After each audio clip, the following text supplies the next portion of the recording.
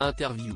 Les Kardashians ont fait les frais des destins liés à l'issue du 11e épisode de Koh-Lanta, les chasseurs d'immunité diffusé ce mardi 30 avril sur TF1. Avec Aurélien, Sébastien a été éliminé de l'aventure. Il s'est confié à Télé Loisirs. CIST fini pour Sébastien. Avec Aurélien, le charpentier du Sud-Ouest a été éliminé lors de l'épisode de Koh-Lanta, les chasseurs d'immunité consacrés au destin lié. Dans l'épisode diffusé ce mardi 30 avril sur TF1, les aventuriers étaient réunis par deux grâce à un tirage au sort et celui ou celle qui allait récolter le maximum de votes contre lui entraînait son coéquipier dans sa chute. Après l'élimination de Cécile la semaine dernière, l'alliance transcouleur de Mélissa et Amaury a encore frappé. Brillant sur les épreuves mais pas vraiment porté sur la stratégie, celui qui a pour rêve de construire sa propre maison dans sa région natale en a fait les frais. La trahison de Mélissa, son coup de sang envers Julie, son départ de l'aventure. Il s'est confié à Télé Loisirs. Sébastien aurait-il pu s'allier avec Jean, l'autre charpentier de Koh-Lanta, les chasseurs d'immunité? Il nous répond Télé Loisirs: comment avez-vous vécu l'annonce du tournant des destins liés dans l'aventure? Sébastien: j'avais un peu la pression parce que je savais que ça allait être un chamboule tout. Je n'avais pas envie d'avoir à voter contre un jaune. Quand je vois qu'on est ensemble avec Aurélien, je suis content d'être avec mon ami. On se connaît par cœur, on sait très bien qu'on a la même vision des choses sur l'aventure, mais on savait que ça allait être chaud. On était deux jaunes, deux garçons vus comme forts, donc des cibles à abattre. Avez-vous hésité avant de révéler aux ex-rouges que Mélissa les avait trahis? On a pesé tous les pour et les contre, avec Aurélien, note de la rédaction. Mais on s'est dit que c'était notre seule arme possible pour que les rouges aient envie de voter contre l'un des leurs. À ce moment-là, les jaunes et les rouges étaient toujours très liés par leur propre couleur. Il n'y avait pas d'autre solution que de leur dire qu'il y avait un traître chez eux. Vous n'avez pas eu peur de mettre votre allié Amaury dans une position délicate? Non, parce qu'à chaque fois qu'on en a parlé, on a très peu évoqué Amaury et quand on le faisait, on lui trouvait des circonstances atténuantes.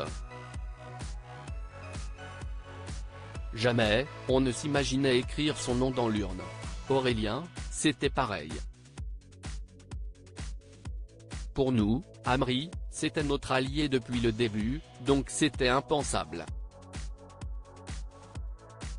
Est-ce que vous avez été tenté de vous allier à Jean, l'autre charpentier de l'aventure?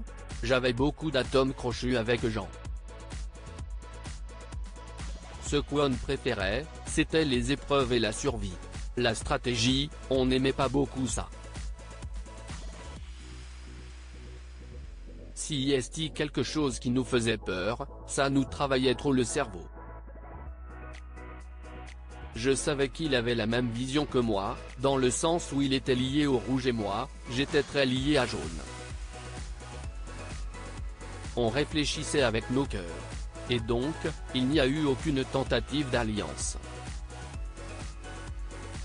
À partir du moment où j'ai fait un pacte avec Amaury et Aurélien, dès les premiers jours d'aventure, ce sont mes deux frères. On est liés, et je ne reviendrai pas là-dessus. Le regrettez-vous? Avec le recul, j'aurais dû batailler plus, aller voir plus précisément Jean et David, pour leur demander quel nom ils allaient mettre. Au final, ils ont voté Pauline, et nous, on vote Mélissa, et si est dommage, parce qu'on perd des voix, alors qu'on pourrait partir tous les quatre dans le même sens. Je regrette de ne pas être allé voir les bonnes personnes pour ce conseil. Ça faisait plusieurs jours qu'on se prenait le bec. Sébastien, Koh-Lanta 2024, revient sur son coup de sang envers Julie. Vous vous êtes énervé violemment contre Julie quelques heures avant le conseil. Qu'est-ce qui fait que vous n'avez pas pu vous contenir? Avec Julie, ça faisait plusieurs jours qu'On se prenait un petit peu le bec, parce qu'On était usé.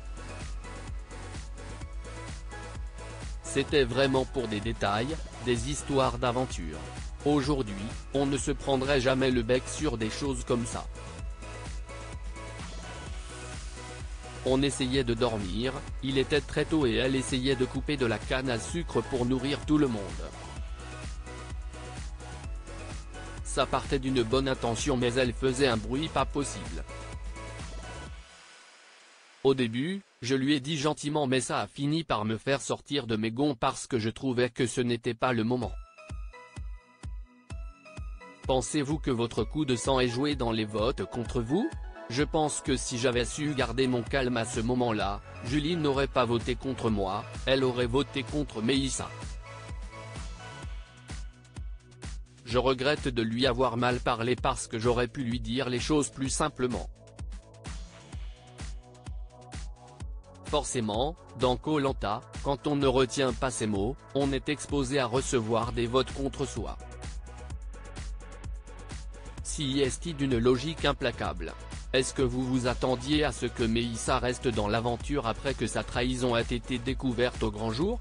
J'étais très surpris de voir que les Rouges n'aient pas mis son prénom mais celui de Pauline, et qu'Marie ait mis mon prénom au lieu du prénom de Mélissa. En fait, j'étais à moitié KO debout. Je ne comprenais même pas ce qui se passait. J'ai la tête à l'envers. Je me disais, si est pas possible. Il préfère garder un traître, plutôt que de garder deux personnes entières et méritantes. Parce qu'à côté de ça, Mélissa, il fallait le voir bosser sur le camp. C'était inexistant.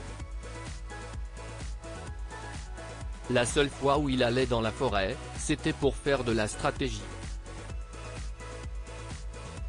Il n'a jamais ramené un bout de bois, il n'a jamais ramené de noix de coco. Il n'a jamais rien fait. Si est énervant.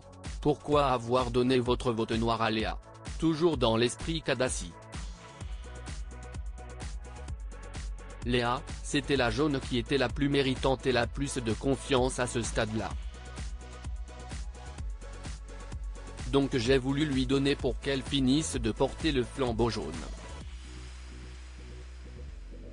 Quels sont les plus beaux moments que vous retenez de cette aventure? J'ai d'abord eu la première victoire sur l'épreuve du bélier, où j'ai senti une osmose extraordinaire avec l'équipe jaune, c'était formidable. Et la victoire sur l'épreuve du cochon pendu, où j'ai été submergé d'émotions. Ça a été tellement dur que l'émotion en a été décuplée à ce moment-là.